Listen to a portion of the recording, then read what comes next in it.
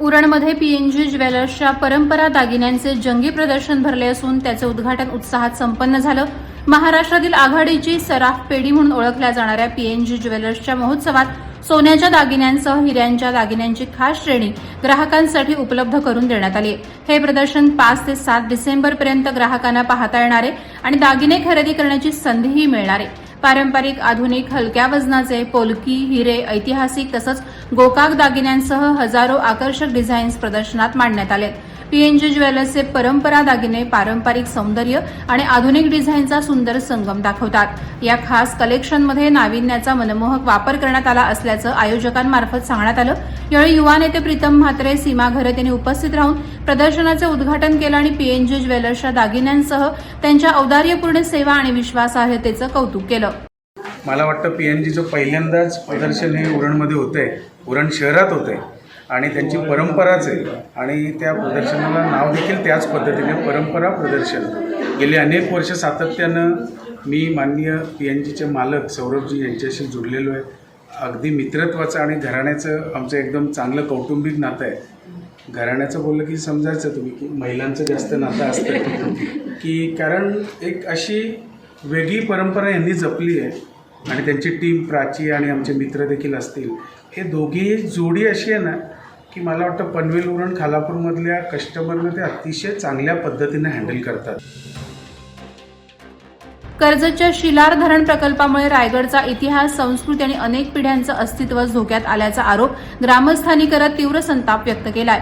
धरणात कोथळीगड म्हणजेच पेठचा किल्ला, पांडवकालीन लेणी, मंदिरे, घरं आणि शेती पाण्याखाली जाण्याची शक्यता असून ग्रामस्थांना विश्वासात न घेतल्याचा आरोप करण्यात आलाय। पाथरज, कशळे, मोगरज, टेबरे गावांनी ग्रामसभेत ठराव मंजूर करून प्रकल्पाला एकमुखी विरोध दर्शवलाय। प्रकल्प तात्काळ स्थगित करा किंवा पुनर्मांडणी करा, अन्यथा तीव्र आंदोलनाचा इशारा ग्रामस्थांनी दिलाय। कर्जतच्या बुद्धनगरातील बौद्ध वस्तीत 2 गटांमध्ये झालेल्या वादाचं मारहाणीत रूपांतर झाल्याने परिसरात तणावाचं वातावरण आहे। 3 डिसेंबर रोजी समाज मंदिराजवळ बसलेल्या राकेश नागदेव यांच्यावर डाळिंबकर गटानं मारहाण केल्याची तक्रार दाखल झाली। त्यानंतर नागदेव यांनीही जातीवाचक शब्द वापरल्याचा आणि हल्ल्याचा आरोप करत विरुद्ध तक्रार दिली। दोन्ही बाजूंच्या तक्रारीनंतर पोलिसांनी गुन्हे नोंदवून राकेश नागदेव यांना अटक केली असून न्यायालयानं 2 दिवसांची पोलीस कोठडी दिली आहे। या परिसरात कडेकोट बंदोबस्त तैनात करण्यात आलाय। अलिबाग पेण मार्गावरील मैनू शेठवाडा परिसरात केमिकलने भरलेला टँकर नियंत्रण सुटल्याने रस्त्याच्या कडेला पलटी झाला।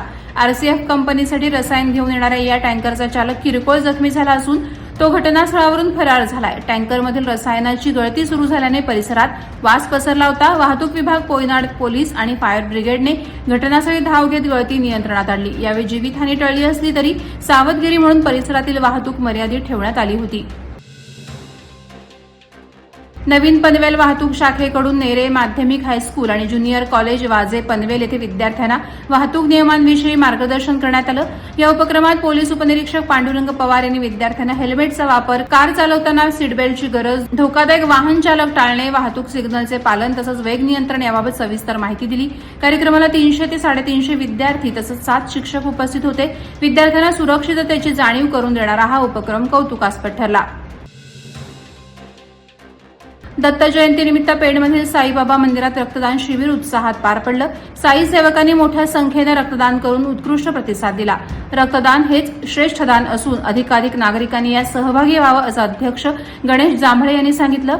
या शिबिरासाठी साई ब्लड बँक पनवेल आणि एमजीएम हॉस्पिटल पनवेल यांनी रक्त संकलन केलं। कार्यक्रमाला गणेश जांभळे, महेश म्हात्रे, दिनेश खामकर, दीपक समेळ, दीपक पवार, विलास पाटील, सुनील यादव, महिला मंडळ आणि साई सेवक उपस्थित होते। ब्रह्मलीन हबप गुरुवर्य बाळाराम महाराज कांबेकर यांच्या कृपा आशीर्वादानं वारकरी सांप्रदायिक प्रसारक मंडळ, रसायनी, पाताळगंगा आयोजित तुकाराम गाथा पारायण आणि अखंड हरिनाम सप्ताह मोहोपाडा येथे मोठ्या श्रद्धाभावात पार पडला। जनता विद्यालय मैदानावर झालेल्या या सप्ताहात दीपोत्सव जल्लोषात साजरा झाला असून रसायनी पंचक्रोशीतील वारकरी मोठ्या संख्येनं उपस्थित होते। सप्ताहाची सांगता हबप राम महाराज सोलापूरकर यांच्या काल्याच्या कीर्तनाने झाली। यावेळी सरपंच उमा मुंढे आणि माजी सरपंच संदीप मुंढे यांनी महाराजांचा सत्कार केला।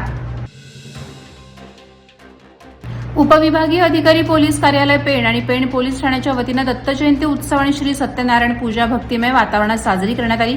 पोलीस निरीक्षक संदीप बागुल आणि सर्व पोलीस अधिकारी कर्मचाऱ्यांनी उत्सवाचे उत्कृष्ट नियोजन केलं होतं. कार्यक्रमाला आमदार रविशेठ पाटील, पेण उपविभागीय पोलीस अधिकारी जालिंदर नारकुल, उद्योजक राजू पिच्चिका, प्रकाश झावरे, जगदीश ठाकूर, डीबी पाटील, एपीआय निलेश राजपूत तसंच महिला अधिकारी आणि शांतता समितीचे सदस्य उपस्थित होते. यावेळी भक्तांसाठी महाप्रसादाचेही आयोजन करण्यात आलं. MGL प्रबोधन कौशल निकेतनचा तिसरा दीक्षांत समारंभ उत्साहात पार पडला. यावेळी प्रबोधन संस्थापक आणि माजी उद्योग मंत्री सुभाष देसाई यांनी ग्रामीण भागातील युवकांसाठी कौशल्य प्रशिक्षणाचं महत्त्व अधोरेखित केलं. देशात सुशिक्षित युवकांची कमतरता नसली तरी कौशल्याधारित प्रशिक्षणाचा अभाव असल्याने रोजगाराच्या संधी हुकत असल्याचं त्यांनी सांगितलं. प्रबोधन कौशल निकेतन मार्फत तळागाळातील विद्यार्थ्यांना प्रशिक्षण देऊन त्यांच्या जीवनात सकारात्मक बदल घडत असल्याचंही त्यांनी स्पष्ट केलं. वादळवारा लाईव्हसाठी न्यूज ब्युरो, रायगड. नवी मुंबई व रायगड जिल्ह्यातील ताज्या बातम्या आणि घडामोडींसाठी सबस्क्राईब करा वादळवारा लाईव्ह चॅनल आणि दाबा बेल आयकॉन.